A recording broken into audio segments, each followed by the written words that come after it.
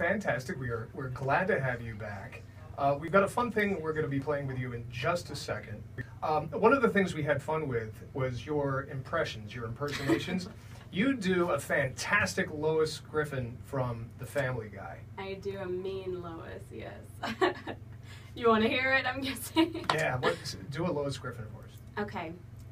It's great to be here today on the Mike Show. This is awesome. I love Atlantic City, and I love my fellow Georgian over here. Yeah, we're both from Georgia. Fantastic, look at that.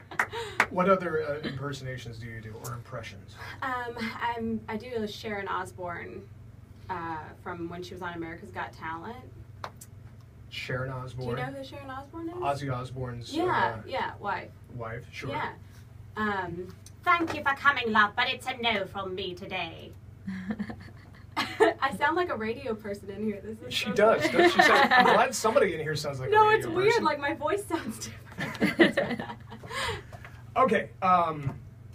Would you like to play Name That Famous Betty? I don't think you're going to give me a choice. We've got, and because have you ever done this before? Because you have a very unique name, Betty Cantrell. Yes.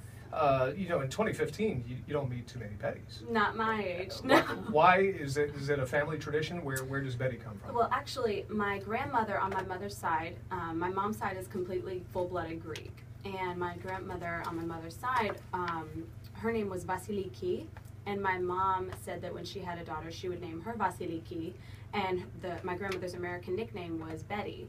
So everybody calls me Betty because it's easier to say than Vasiliki. Thank goodness. Yeah. I'm having a hard enough time with Betty. So, all right, we are going to go ahead and play.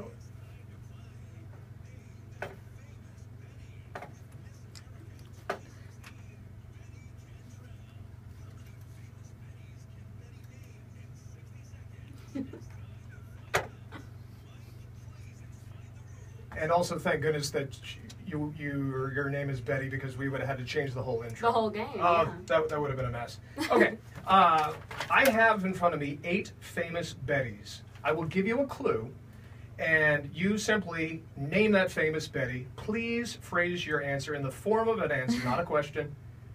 The Jeopardy people give us a hard time for that. Right. You can have 1 pass if you cannot think of the famous Betty. And you may not receive any help from anyone in our studio audience, including your manager, Dang it. who is standing over there. Dang. I don't know if you can if you want. Okay. I might cheat. I mean, they can't see me, right? That is true. Stop looking over my shoulder. Sorry. Betty Cantrell, Miss America.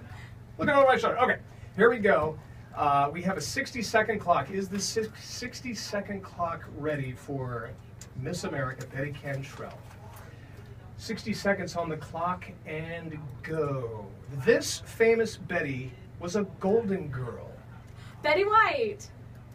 Yes. We have 1. This famous Betty is a famous housewife of Bedrock. Betty Rubble. We have 2. Betty Rubble. Very good. This famous Betty was First Lady of the United States and shares her last name with a car.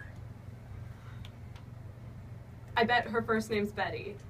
Half of a correct. Okay. She shares her I feel last like name with a I car. should know this one. It's a 4-letter car company name.